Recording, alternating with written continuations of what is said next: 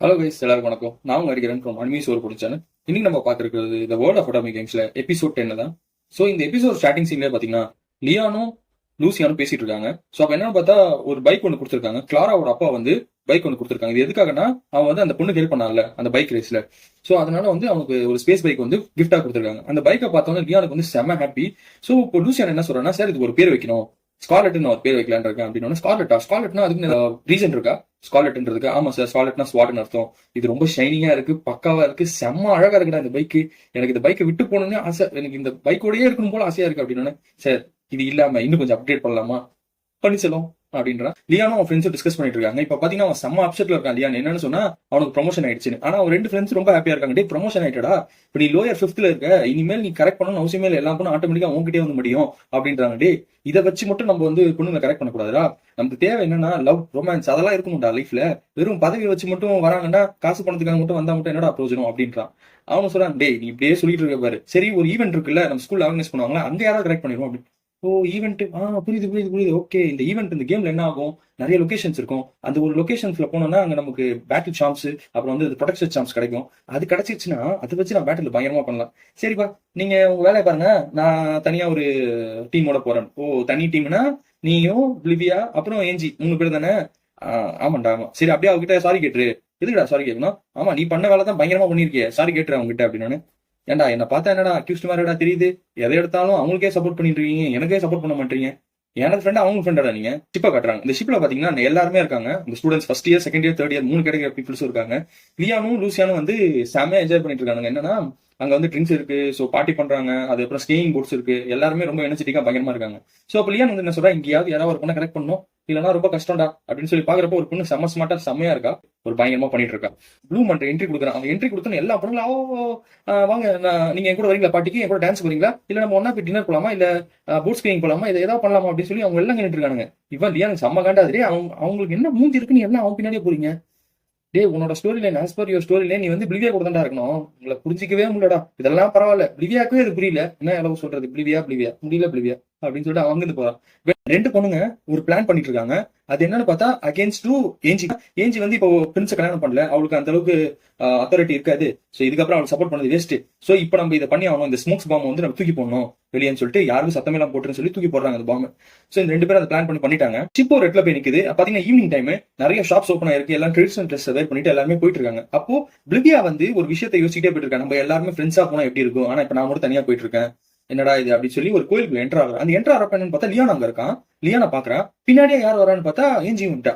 3 பேருமே இங்கே வந்துட்டாங்க. அப்போ இந்த கோவிலுக்கு சம்பந்தப்பட்ட ஒரு லேடி வந்து வராங்க. வந்துட்டு இந்த மாதிரி நீங்க தான் இந்த காலேஜ்ல இருந்து வந்த பசங்களா? ஆமா நாங்க தான் வந்தோம் அப்படின்னு. சரி இந்த கோயில் வந்து எதுக்கு சிறப்பு மிச்சதா இருக்குன்னு பாத்தீங்கன்னா கல்யாணம் ஆகிறதுக்காக. இங்க வந்து நீங்க வேண்டிட்டு போனீங்கன்னா உங்களுக்கு கல்யாணம் ஆயிடும். இப்போ ஏஞ்சி வந்து என்ன பண்றா, ஒரு கோல்டு கார்டு எடுக்கிறா. இதை பிலிவியா பார்த்துட்டு இவ்வளவு ரூபாவா கொடுப்பீங்க?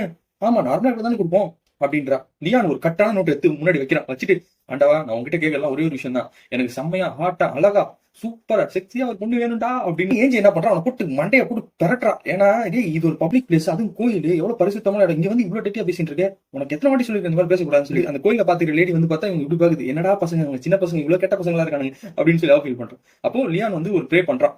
என்னன்னா ஏஞ்சிக்கு வந்து ஒரு நல்ல மாப்பிளையா ஒன்று கிடைக்கணும், பிரின்ஸ் கூடயே போகாம அவன் எல்லாம் ஒரு நல்ல மாப்பிளையா கிடைக்கணும், அவன் லைஃப் நல்லா இருக்கணும். அடுத்து பிலிவியாக்கு வந்து அந்த 4 பேர்ல யாரோ ஒரு நல்ல பையனா இருந்தாலும் சரி, அப்படி இல்லைன்னா கூட வெளியில யாராவது ஒரு பையன் வந்தா கூட பரவாயில்ல, அவளை கண்கலங்காம பாத்துக்கணும், நல்லபடியா பாத்துக்கணும் கடவுளே, இவங்க 2 பேருக்கும் நல்ல வரன் அமையணும், நீ தான் பாத்துக்கணும் அப்படின்னு சொல்லி முடிச்சோன்னே இந்த கோயில பராமரிக்கிற லேடி இருக்குல்ல, அவங்க வந்துட்டு இந்தாங்க இதெல்லாம் அந்த கோயிலுக்கு நீங்க வந்ததுக்காக உங்களுக்கு கொடுக்கக்கூடிய பிரசாதம். சோ இதுல வந்து பாத்தீங்கன்னா நம்ம கோயில இருந்து ஒரு சாம்ஸ் மாதிரி கொடுத்துருப்போம், இது உங்களுக்கு தான் அப்படின்னு. இதை பிடிச்சி பார்த்தோன்னு லியானுக்கு சரியான ஹாப்பி. என்னன்னா இந்த சாம்ஸ் கிடைக்கணும் தான் ஃபர்ஸ்ட்ல இருந்து பிளான் பண்ணா, நிறைய பேர்ட்ட காசு கொடுத்து இந்த இடத்துக்கு வரணுன்றதுக்காக பிளான் பண்ணி வச்சிருந்தான். இந்த 3 எனக்கா ஆண்டவா சூப்பரா அப்படின்னு சொல்லி ஃபீல் பண்றாங்க.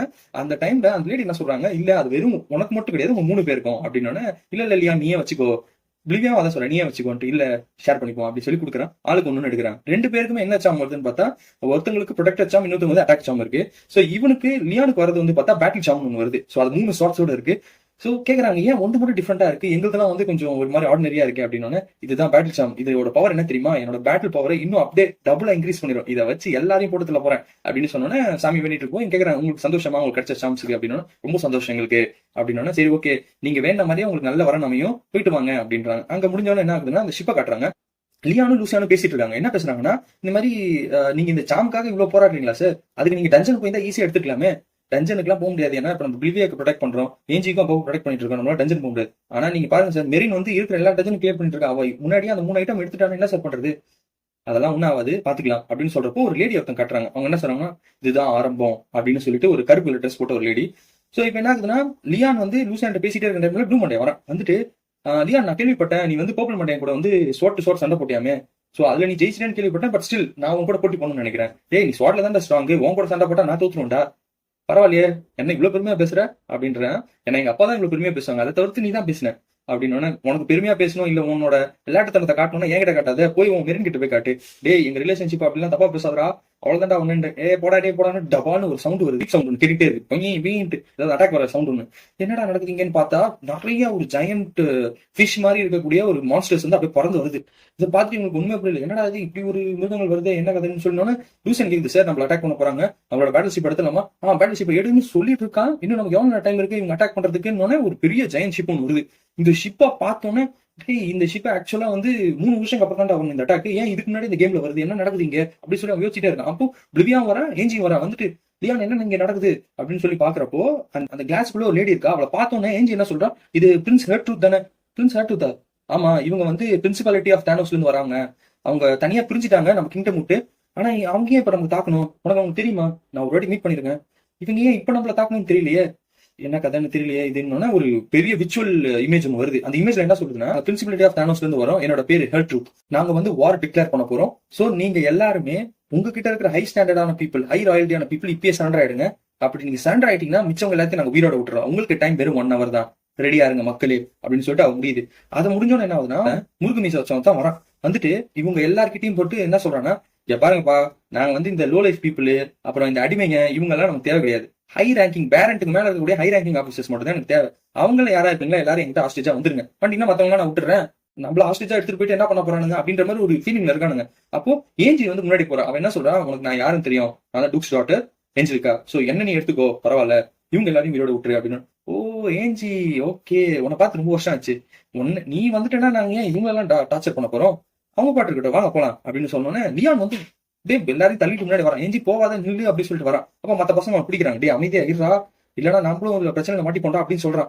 முருகு மீச என்ன பண்றான், நேரா போயிட்டு அவன் தலையில காலை வச்சுட்டு அவன்கிட்ட சொல்றான், டே உங்களை மாதிரி சாதாரண ஆளுங்களாம் ஏன்டா இவ்வளோ ரிஸ்க் எடுக்கிறீங்க, அவளை போய் காப்பாத்த போற, நீயே இப்ப சாவர நிலைமையில இருக்க, அவளை காப்பாத்த போற, உங்களுக்கு மரியாதையே தெரியாதடா, யோ அதான் நான் அண்டல்ல எதுக்கு அவனை போய் டார்ச்சர் பண்ற, நீங்க வாயானோன்னு, உனக்கு வந்து மரியாதையை உங்க வீட்டுல சொல்லி தரலன்னு நினைக்கிறேன், நீ என்னமோ பிரின்ஸ் கல்யாணம் பண்ணி போற அளவுக்கு ஸ்டேஜ்ல இருந்த, என்ன பேச்சு பேசுற, ஒரு பெரியவங்கிட்ட எப்படி பேசணும்னு தெரியாது, நான் உங்க காலில் வந்து மன்னிப்பு கேட்கிறேன் சார், ப்ளீஸ் அவனை விட்டுருங்க, நான் நீங்க என்ன சொன்னாலும் நான் கேட்கறேன் அப்படின்றா. ஓ இதெல்லாம் கேட்கறப்ப அப்படியே இனிமையா இருக்கு. பட் ஆனா நீ சொல்றது எதையும் நான் கேட்க மாட்டேன்.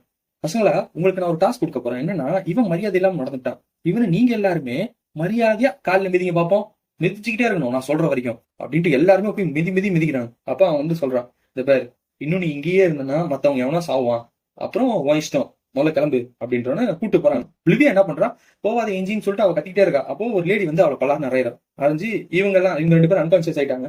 சோ அந்த பொண்ணை கூட்டு போயிட்டாங்க. ஏஞ்சியும் ஹெர்ட்ரூத்தும் பேசிட்டு இருக்காங்க. சோ அப்ப என்ன, நான் ஹெர்ட்ரூத் என்ன கேட்கறேன், ரொம்ப வருஷத்துக்கு அப்புறம் அவனை பாக்குறேன், நீ அப்படியேதான் இருக்க, அழகா தான் இருக்க அப்படின்னு. இவன் என்ன சொல்றா, ஏஞ்சி என்ன கேட்கறா, நீ எங்களை தாக்க தான் வந்திருக்கியா, உனக்கு புரியல, நீ இப்ப எங்களை தாக்குறது டிக்ளரேஷன் ஆஃப் வார் மாதிரி, எல்லாருமே அகேன்ஸ்ட் ஆயிடுவாங்க உனக்கு கிங்டமே அப்படின்னு. அதெல்லாம் தெரிஞ்சுதான் வந்திருக்கோம், புரியுதா, இத்தனை ஷாட்ஸ் இருக்கு, இத்தனை மிருகங்கள் இருக்கு, இவ்வளவு பெரிய ஷிப் நான் வச்சிருக்கேன், நாங்க எல்லாம் பிளான் பண்ணாம வந்திருப்போமா, மேடம் நீங்க ஹாஸ்டேஜ் பத்தி பேசணும், ஹாஸ்டேஜ் அதான் நான் வந்துட்டேன், அதுக்கப்புறம் என்ன ஹாஸ்டேஜ், அவங்க எல்லாம் விட்டுருங்க நீங்க, ஓ அப்படிலாம் பண்ண முடியாது ஏஞ்சி, உனக்கு ஒரு விஷயம் தெரியுமா, நீ இங்க சாக்ரிஃபைஸ் பண்றேன்னு சொன்னேன், ஆனா உனக்கு சப்போர்ட் பண்ணது பெரிய 2 பேர் தான், மித்தவங்க அவங்க நான் ராயல்டி பீப்புள், சோ அவங்க வீரோட இருக்கணும் அவசியமே கிடையாது, எல்லாரையும் மொத்தமா போட்டு தள்ளுவோம் அப்படின்னு சொல்லி அவங்கள பேசுறாங்க. ஏஞ்சி செம ஷாக்கு. இப்போ உள்ள காட்டுறாங்க ஷிப்புக்குள்ள பாத்தீங்கன்னா லியான் வந்து ஒரு ஜெயில அடைச்சு வச்சிருக்காங்க.